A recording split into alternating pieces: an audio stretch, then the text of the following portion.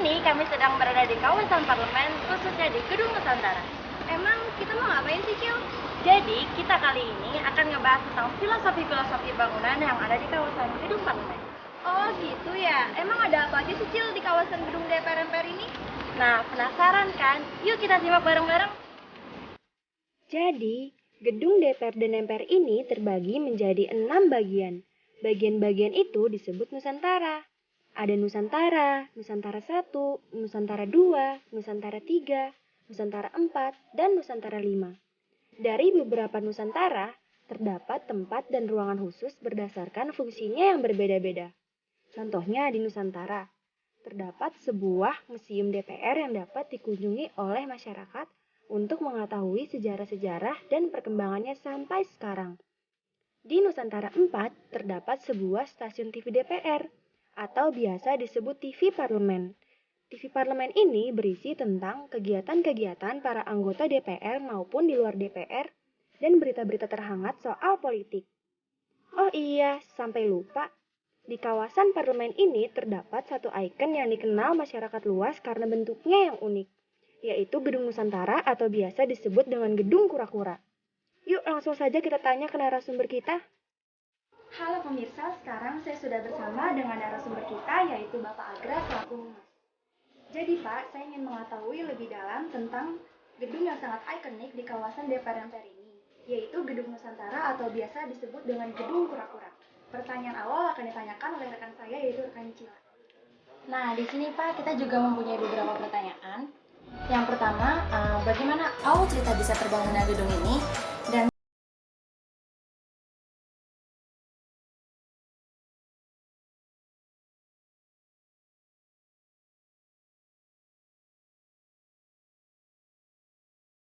CONEFO atau Conference of the New Emerging Forces. Tujuannya untuk merubah tatanan dunia atau lebih ke menghapuskan penjajahan di atas dunia. Jadi dulu itu dunia terbagi jadi dua, ada blok barat dan blok timur. Sementara kita Indonesia itu terkenal sebagai negara non-blok. Waktu itu presiden pertama kita Insinyur Soekarno dengan gagah berani dia menyatakan Indonesia untuk keluar dari PBB. Nah, dari situ Presiden Soekarno ingin mengumpulkan perwakilan dari negara-negara sahabat untuk menggelar konferensi di Indonesia namanya CONEFO. Untuk menggelar konferensi tingkat dunia dibutuhkan tempat yang besar. Maka waktu itu presiden pertama kita menggelar sayembara kepada siapapun masyarakat Indonesia yang bisa mengirimkan desain terbaik. Desainnya akan digunakan untuk membangun political venue tersebut. Waktu itu desain dimenangkan oleh Insinyur Suyudi dan Insinyur Sutami. Beliau berdua adalah guru besar dari ITB yang merancang gedung ini yang sangat ikonik, sampai sekarang kita pakai. Kalau Insinyur Suyudi dan Insinyur Sutami itu satunya adalah ahli arsitek, satunya ahli teknik sipil. Lalu pertanyaan yang kedua, sebenarnya bentuk dari bangunan itu apa sih, Pak? Ada yang menyebut seperti tempurung kura-kura dan ada juga yang menyebut seperti kepakan sayap burung Garuda. Ya, kalau dari bentuknya yang ikonik, pertama atapnya yang berwarna hijau. Atapnya itu memang waktu dibangun diibaratkan sebagai kepakan sayap burung Garuda.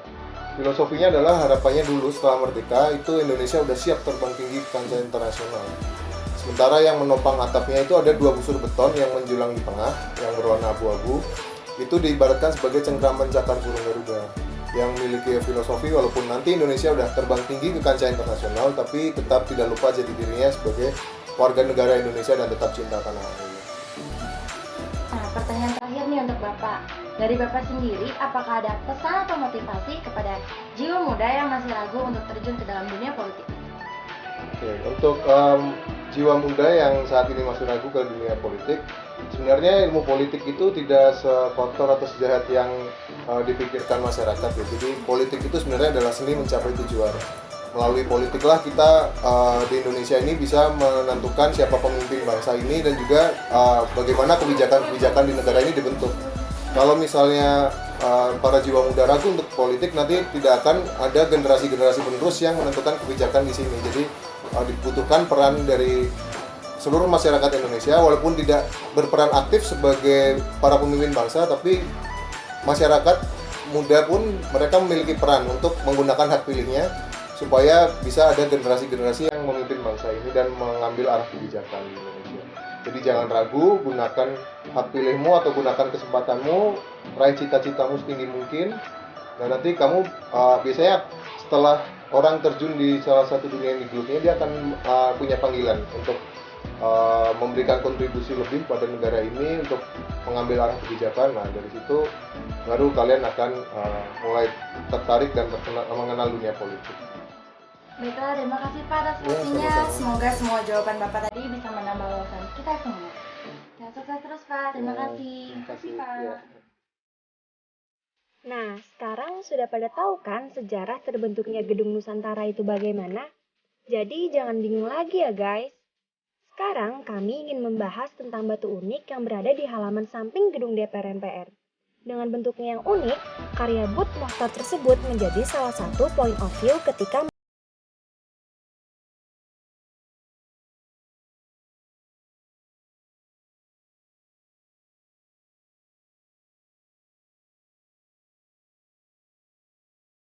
kehendak maupun harapan yang diperlihatkan lewat lembaga perwakilan rakyat melalui perjalanan 3 dimensi, yaitu masa lampau, masa sekarang, dan masa depan.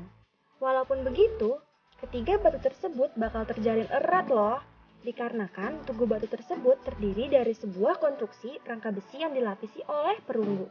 Jadinya tugu batu tersebut menjadi kokoh dan tidak gampang roboh loh. Di samping keunikan Gedung Nusantara dan Tugu Batu, kawasan parlemen juga memiliki rusa loh. Akan tetapi rusa tersebut jarang banget kelihatannya, karena rusa-rusanya dikeluarkan di saat tertentu.